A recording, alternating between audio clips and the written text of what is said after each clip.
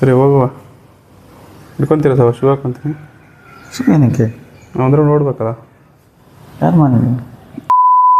ಈಗ ಈ ಕುಂತಿ ಸೂರ್ಯನನ್ನು ಪ್ರಾರ್ಥಿಸಿ ಒಂದು ಮಗು ಪಡಿತಾಳೆ ತನ್ನ 6 ವರ್ಷ ವಯಸ್ಸಲ್ಲಿ.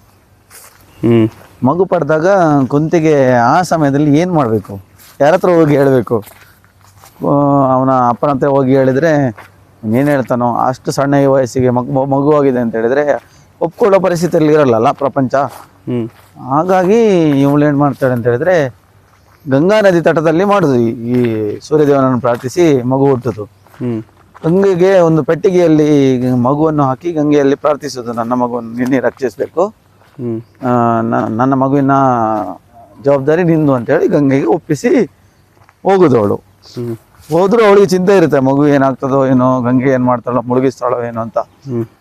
ಈ ಪೆಟ್ಟಿಗೆ ಬಂದು ಅತಿರಥ ಅಂತ ಒಂದು ನದಿಯ ಪಕ್ಕದಲ್ಲಿ ಮನೆ ಇರ್ತದೆ, ಅವನಿಗೆ ಸಿಗ್ತದೆ. ಅವನು ಅತಿರಥ, ಅವನ ಹೆಂಡತಿ ರಾಧೆ ಅಂತ. ಅತಿರಥನ ಉದ್ಯೋಗ ಏನಂತ ಹೇಳಿದ್ರೆ ಅವನೊಬ್ಬ ರಥ ಚಲಾಯಿಸುವ ಸಾರಥಿ. ಸಾರಥಿಗೆ ಸಿಗ್ತದೆ. ಅವನ ಜಾತಿಯಲ್ಲಿ ಸೂತನಾಗಿರ್ತಾನೆ.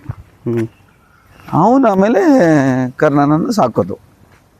ಕರ್ಣನನ್ನು ಸಾಕಿ ಸ್ವಲ್ಪ ದೊಡ್ಡವನಾದ್ಮೇಲೆ ಯುದ್ಧಕ್ಕೆ ಯುದ್ಧಾಭ್ಯಾಸಕ್ಕೆ ಕಳಿಸ್ಬೇಕಂತ ಅವನಿಗೆ ಆಸೆ ಇರ್ತದೆ. ಹಾಗೆ ಅವನು ದ್ರೋಣಾಚಾರ್ಯರ ಹತ್ರ ಕಳಿಸೋದು. ದ್ರೋಣಾಚಾರ್ಯ ಆರಂಭದಲ್ಲಿ ಆಸಕ್ತಿ ತೋರಿಸಿ ವಿದ್ಯೆ ಕಲಿಸಿದ್ರು. ಆಮೇಲೆ ಅವನು ಕ್ಷತ್ರಿಯ ಪುತ್ರ ಅಲ್ಲ ಅನ್ನುವ ಒಂದು ವಿಷಯ ಗೊತ್ತಾದ್ಮೇಲೆ ಆಸಕ್ತಿ ಕಡಿಮೆ ಆಗ್ತದೆ ಅವರಿಗೆ. ಅಂದರೆ ಆಮೇಲೆ ಅರ್ಜುನನ ಆದ್ಯತೆ ಕೊಟ್ಟು ಅವನಿಗೆ ಜಾಸ್ತಿ ವಿದ್ಯೆ ಕಲಿಸ್ತಾ ಇದ್ದಾರೆ, ಅವನನ್ನೇ ಫೇಮಸ್ ಮಾಡೋ ಪ್ಲ್ಯಾನಲ್ಲಿ ಇರ್ತಾರೆ. ಹಾಗಿರುವಾಗ ಕರ್ಣನಿಗೆ ಅಷ್ಟೊಂದು ಇಷ್ಟ ಆಗಲ್ಲ ಈ ಪಾಯಿಂಟ್. ಇಷ್ಟ ಆಗಲ್ಲ ಅಂತೇಳಿ ಕರ್ಣ ಅಲ್ಲಿಂದ ಹೋಗೋದು. ಆ ಗುರುಕುಲದಿಂದ ಹೋಗಿ ಏನು ಮಾಡೋದು, ಈಗ ಏನು ವಿದ್ಯೆ ಕಲಿಯೋದು ಅಂತೇಳಿ ಯೋಚನೆ ಮಾಡಿ ಮಾಡಿ ಮಾಡಿ ಪರಶುರಾಮನ ಹತ್ರ ಹೋಗೋದವ. ಪರಶುರಾಮ ಯಾರಂತ ಹೇಳಿದ್ರೆ ಗೊತ್ತಲ್ಲ, ಭೀಷ್ಮನಿಗೆ ಎಲ್ಲ ವಿದ್ಯೆ ಕಲಿಸಿದ ಗುರು. ತುಂಬ ಹಳೆಯವರು ಪರಶುರಾಮ, ಹಿರಿತಲೆ.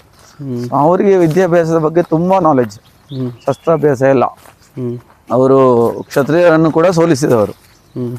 ಪರಶುರಾಮನ ಹತ್ರ ಹೋದಾಗ ಇವನು ಕ್ಷತ್ರಿಯ ಅಲ್ಲ ಅಂತ ಹೇಳಿದಾಗ ಅವರು ಕ್ಷತ್ರಿಯನಲ್ಲದರಿಗೆ ಮಾತ್ರ ವಿದ್ಯೆ ಕಲಿಸ್ತೀನಿ, ನಾನು ಕ್ಷತ್ರಿಯ ಆದರೆ ವಿದ್ಯೆ ಕಲಿಸುವುದಿಲ್ಲ ಅಂತ ಹೇಳ್ತಾರೆ. ಸೊ ಅದಕ್ಕಾಗಿ ನಾನು ಕ್ಷತ್ರಿಯ ಅಲ್ಲ ಅಂತೇಳಿ ಹೇಳಿದಾಗ ಅವ್ರಿಗೆ ಖುಷಿ ಆಗ್ತದೆ. ಸರಿ, ನಿನಗೆ ವಿದ್ಯೆ ಕಲಿಸ್ತೇನೆ ಅಂತೇಳಿ ಅವರು ನಿನಗೆ ವಿದ್ಯೆ ಕಲಿಸ್ತಾರೆ. ವಿದ್ಯೆ ಕಲಿಸಿ ಈಗ ಕಲಿಸ್ತಾ ಇರ್ಬೇಕಾದ್ರೆ ಎಲ್ಲ ವಿದ್ಯೆ ಕಲಿಸಾದ್ಮೇಲೆ ಒಂದು ಸಾರಿ ಏನಾಗ್ತದೆ ಅಂತ ಹೇಳಿದ್ರೆ, ಈ ಎಲ್ಲ ವಾಯುವಿಹಾರಕ್ಕೆ ಹೋಗುವಾಗ ಪರಶುರಾಮನಿಗೆ ಸುಸ್ತಾಗ್ತದೆ. ಸುಸ್ತಾದಾಗ ನಾನು ಮಲಗಬೇಕು ಅಂತ ಹೇಳಿದಾಗ ಅಲ್ಲಿ ಮಲಗಲಿಕ್ಕೆ ಏನು ವ್ಯವಸ್ಥೆ ಇರೋದಿಲ್ಲ. ಅದಕ್ಕೆ ಕರ್ಣ ತಾನೇ ಸದಾ ಕೂತ್ಕೊಂಡು ತನ್ನ ತೊಡೆ ಅನ್ಕೊಡ್ತಾನೆ, ಇಲ್ಲಿ ತಲೆ ಇಟ್ಕೊಂಡು ಮಲ್ಕೊಳ್ಳಿ ಅಂತ ನೀವು.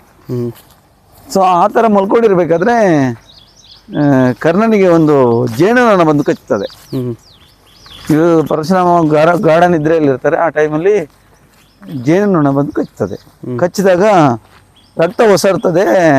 ಇವನು ಗುರುಗಳಿಗೆ ನಿದ್ದೆಗೆ ಭಂಗ ಆಗಬಾರ್ದು ಅಂತೇಳಿ ಏನು ಅಲ್ಲಾಡಲ್ಲ, ಏನೂ ಮಾಡಲ್ಲ. ಸೊ ಅದು ರಕ್ತ ಒಸರಿ ಇವರು ಗುರುಗಳ ತಲೆ ಒದ್ದಾಗ್ತದೆ. ಒದ್ದಾಗಿ ಎಚ್ಚರಗೊಂಡಾಗ ನೋಡಿದ್ರೆ ಇವನಿಗೆ ನೊಣ ಕಚ್ಚಿದೆ, ಇವನೇನು ಮಾಡಲಿಲ್ಲ. ಆವಾಗ ಸಿಟ್ಟು ಬರ್ತದೆ ಅವರಿಗೆ. ನೀನು ಕ್ಷತ್ರಿಯ ಅಲ್ಲ ಅಂತ ಹೇಳಿದೆ, ನೀನು ಇಷ್ಟು ಹೇಗೆ ಈ ಥರ ಇಷ್ಟು ನೋವಾದರೂ ಇಷ್ಟು ಸಹಿಸ್ಕೊಂಡು ಹೇಗಿದ್ದಿ, ಇದೇ ಸಾಧ್ಯ, ನೀನು ಕ್ಷತ್ರಿಯನೇ ಆಗಿರಬೇಕು. ನಾನು ಇಷ್ಟವರೆಗೆ ನಿನಗೆ ಕಲಿಸಿದ ವಿದ್ಯೆ ಫಲಿಸದೆ ಹೋಗಲಿ ಅಂತ ಶಾಪ ಕೊಡ್ತಾರೆ. ಆವಾಗ ಕರ್ಣ ಹೇಳ್ತಾನೆ, ನಾನು ಯಾರು ಅಂತಲೇ ನನಗೆ ಗೊತ್ತಿಲ್ಲ, ನನ್ನ ಕತೆ ಈ ಥರ ಇದೆ, ನಾನು ನದಿಯಲ್ಲಿ ಸಿಕ್ಕಿದ ಮಗು, ನಂದೇನು ತಪ್ಪಿದೆ ಇದರಲ್ಲಿ ಅಂತ ಕೇಳುವಾಗ ಅದಕ್ಕೆ ಪರಶುರಾಮ ಅವನ ಮೇಲೆ ಕರುಣೆ ತೋರಿಸಿ ಅವನಿಗೊಂದು ವರ ಕೊಡ್ತಾರೆ. ನೀನು ಮುಂದೆ ಯುದ್ಧದ ಸಂದರ್ಭದಲ್ಲಿ ನಿನಗೆ ಶಲ್ಯ ಭೂಪತಿ ಸಾರಥಿ ಆದರೆ ನಾನು ಕಲಿಸಿದ ಎಲ್ಲ ವಿದ್ಯೆಗಳು ಮತ್ತೆ ನೆನಪಾಗ್ತದೆ ಅಂತ.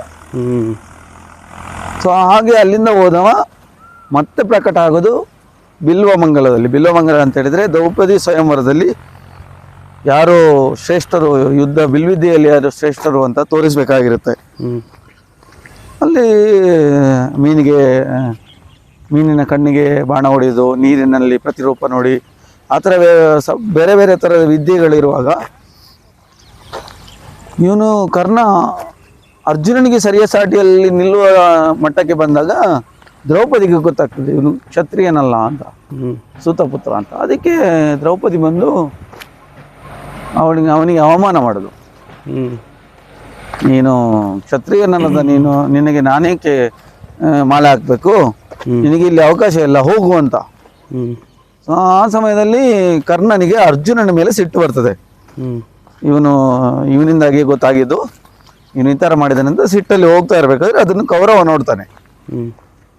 ಸೊ ಈಗ ಅರ್ಜುನನ ಮೇಲೆ ಸಿಟ್ಟು ಬಂದು ಹೋಗಿ ಅದನ್ನು ಉಪಯೋಗ ಮಾಡಿಕೊಳ್ಳುವ ಅಂತ ಹೇಳಿ ಅಲ್ಲಿ ಕರ್ಣನನ್ನು ಮಿತ್ರನನ್ನಾಗಿ ಮಾಡ್ಕೋಬೇಕು ಅಂತ ಕೌರವ ಯೋಚಿಸೋದು. ಶರಣು